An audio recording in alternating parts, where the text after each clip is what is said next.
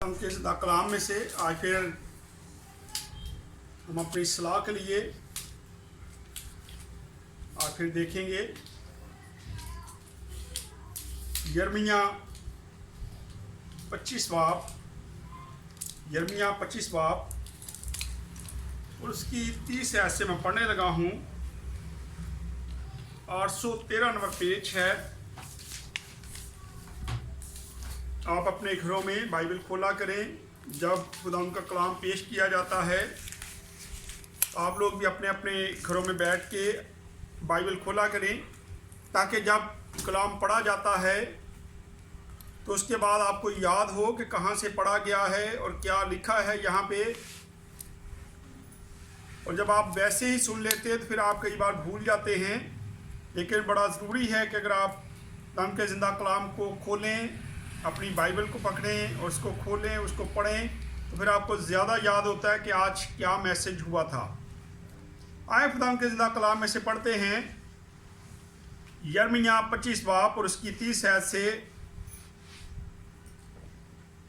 यहाँ पे लिखा है, इसलिए कि तू ये सब बातें उनके खिलाफ नबूवत से बयान कर और उनसे कह दे कि खुदावंद बुलंदी पर से गरजेगा और अपने मुकद्दस मकान से ललकारेगा।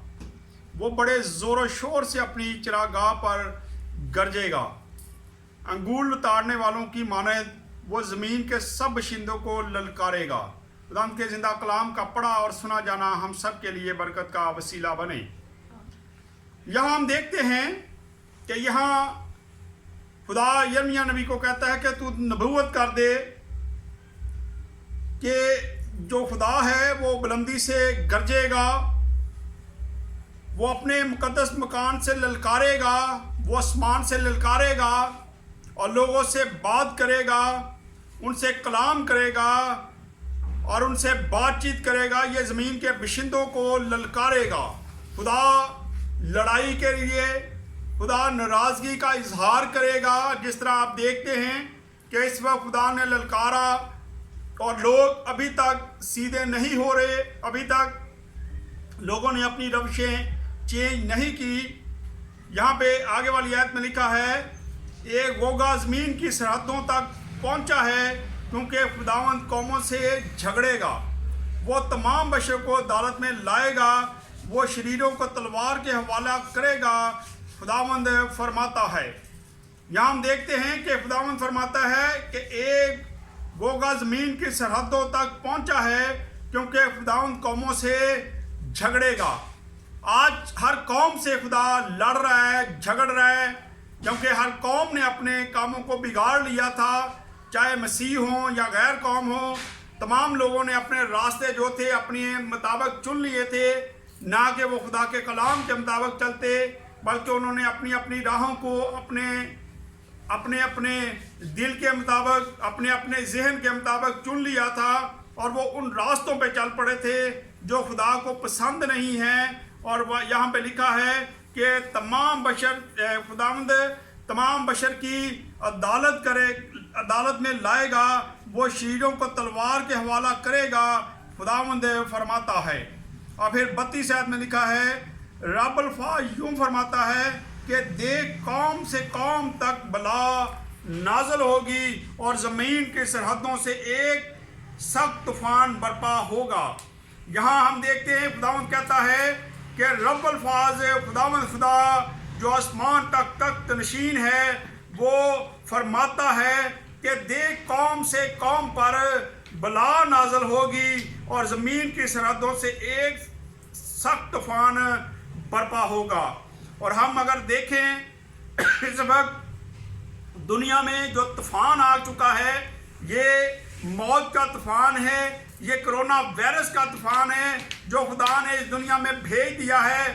खुदा अदालत करना शुरू कर चुका है। खुदा हर कौम से झगड़ा कर रहा है कि तुमने मेरे हुक्मों को नहीं माना, तुमने अपने रास्तों को खुद ही चुन लिया था। और आज खुदा इतना सख्त नाराज है कि वो अदालत पर उतर आया है। और लिखा है कि कौमों के कौम जो हैं तमाम सरहदों तक खुदा झगड़ता हुआ, खुदा मारता हुआ आया है। और आज हम देख रहे हैं कि ये ऐसी वबा है जिसमें मौत ही मौत है, और फिर ये तूफान की तरह ये वबा जो है फैल रही है। आज हम खबर सुनते हैं तो कुछ और होती है, और जब दूसरे दिन खबर सुनी जाती है या शाम को ही खबर देखें तो खबर चेंज हो जाती है। ये एक तूफान है, जिस तरह के एक तूफान चला आता है, थोड़ी देर पहले ये तूफान यहाँ पे होता है और थोड़ी देर के बाद अगर देखें तो वो तूफान आगे निकल जाता है और जहाँ से वो गुजरता है वहाँ तबाही और बर्बादी कर जाता है। खुदा इतना इस वक्त गजबनाक है कि खुदा अपने गुस्से में लोगों से लड़ रहा है, झगड़ रहा है, उनकी अदालत कर रहा है। और फिर 33 आयत में लिखा है, और खुदा उनके मकतूल उस रोज जमीन के एक सिरे से दूसरे सिरे तक पड़े होंगे, उन पर कोई नुआ ना करेगा, ना वो जमा किए जाएंगे, ना दफन होंगे, वो खाद की तरह रुए ज़मीन पर पड़े रहेंगे।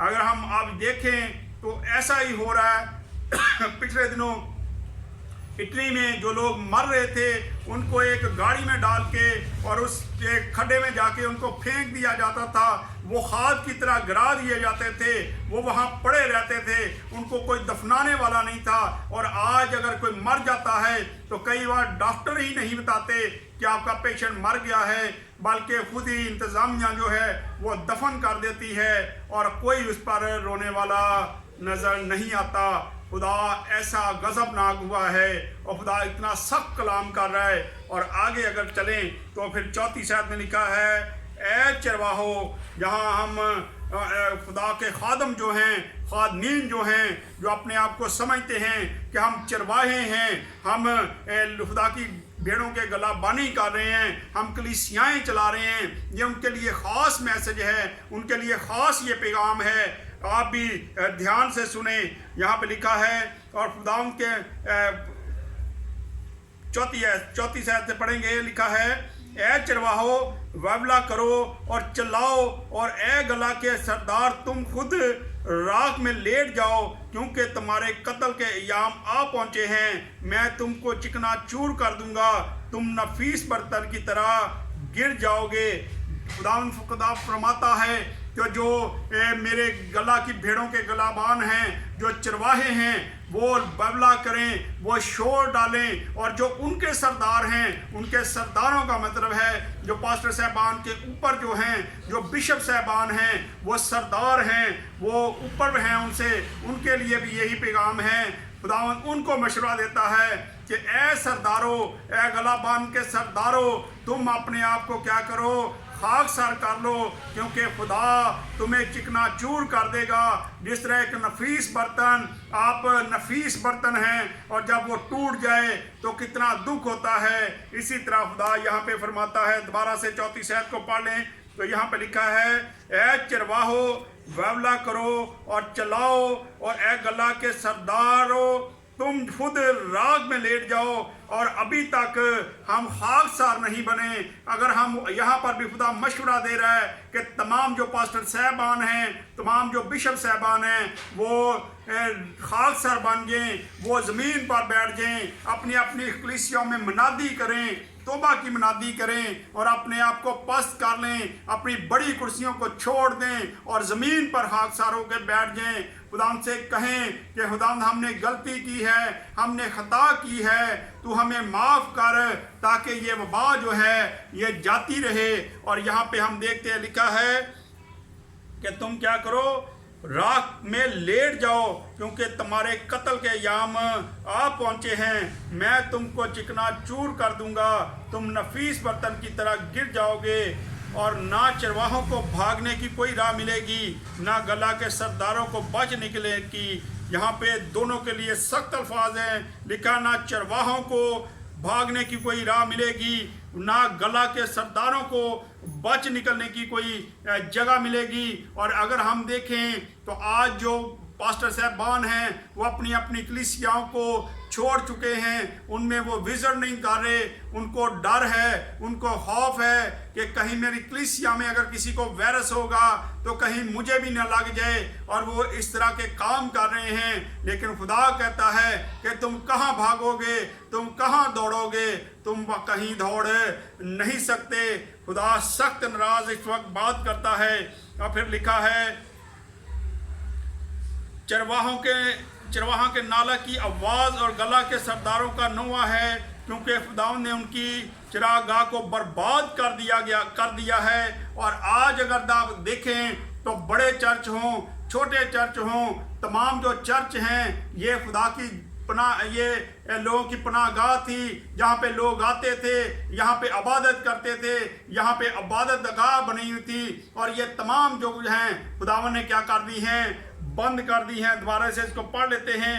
लिखा है, चरवाहों के नाला की आवाज़ और गला के सरदारों का नौआ है, क्योंकि खुदावन ने उनकी चरागाह को बर्बाद किया है। और सलामती के भेड़ खाने खुदावंद के कहर शदीद से बर्बाद हो गए हैं। और खुदावंद के शदीद कहर की वजह से आज चर्चेस जो हैं वो बंद हो चुके हैं, वो उजाड़ पड़े हैं, और खुदा के लोग वहाँ पे जमा नहीं होते, वो वहाँ पे उनको आने की इजाज़त नहीं है, वो वहाँ के इबादत नहीं कर सकते, और ये खुदा का गज़ब है। लेकिन आज भी अगर हमें समझ ना लगी, खासकर पास्टर साहबान को, बिशप साहबान को, तो फिर पता नहीं क्या होने वाला है। मुझे रात को किसी ने सवाल किया, किसी गैर मसीही ने, कि हजरत ये कब तक ये वबा ख़त्म होगी?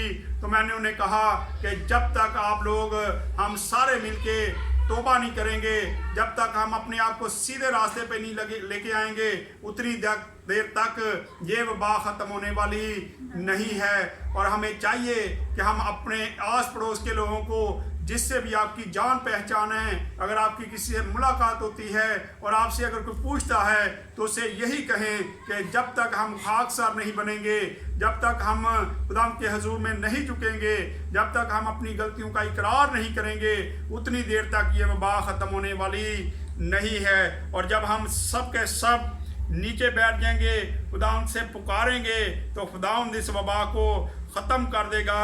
लिखा है 37 आयत को मैं दोबारा से पढ़ने लगा हूँ। लिखा है, और सलामती के भेड़ खाने खुदावंद के कहरे शदीद से बर्बाद हो गए, और वो जवान शेर की तरह अपनी कमीन गाह से निकला है। यकीनन सितमगर के जुल्म से और उसके कहर की शिद्दत से उनका मुल्क वीरान हो गया है। अगर आज हम देखें तो तमाम जो मुल्क हैं वो कोरोना वायरस की वजह से बर्बाद हो रहे हैं, तबाह हो रहे हैं, लोग मर रहे हैं, और कोई बाहर निकलने की जुर्रत नहीं कर रहा, और एक दूसरे से मिलते हुए भी लोग डरते हैं, घबराते हैं कि कहीं इसका वायरस मुझे ना लग जाए। लेकिन अगर डरना है तो हमें खुदा से डरने की ज़रूरत है, हमें खुदा को पुकारने की ज़रूरत है कि खुदा तो हम पर रहम कर, हम पर तरस खा। और ज़्यादातर मैं आप लोगों से दरख्वास्त करता हूँ, तमाम बिशप साहबान से, तमाम पास्टर साहबान से, कि आप अपनी अपनी कलीसियाओं में तौबा की मुनादी करें, अपने आप को खाकसार करें, नमूना बने, ताकि आपकी कलीसिया जो है वो भी खाकसारी दिखाए। और जब हम सब मिलकर खाकसारी दिखाएंगे, अपने अपने गुनाहों का इकरार करेंगे, अपने गुनाहों को मान लेंगे, अपने गुनाहों को छोड़ देंगे और उस रास्ता पे आ जाएंगे जो रास्ता खुदा ने हमारे लिए चुना है, तो ये वायरस इस दुनिया से चला जाएगा। आए खुदावंद इस कलाम के वसीला से खुदावंद हम सबको बरकत दे। आमीन।